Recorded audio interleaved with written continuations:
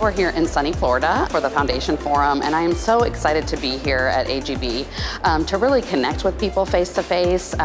This is my first time coming to the conference. I'm really looking forward to meeting new people and leaning on them for some of the challenges that may be facing me now or in the future.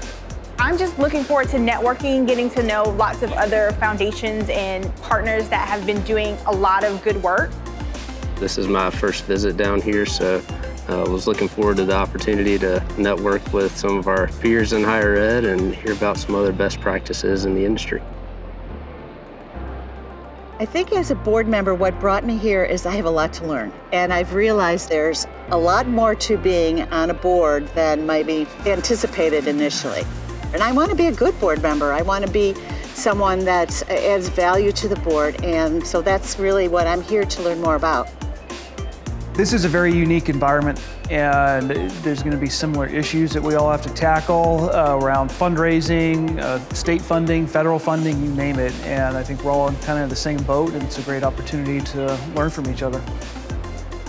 The conference has quickly created an environment where people are willing to share and form relationships with each other. I think that AGB is really wise to continue offering this conference. So you have a place where everyone can go to continue to learn how this can be done successfully.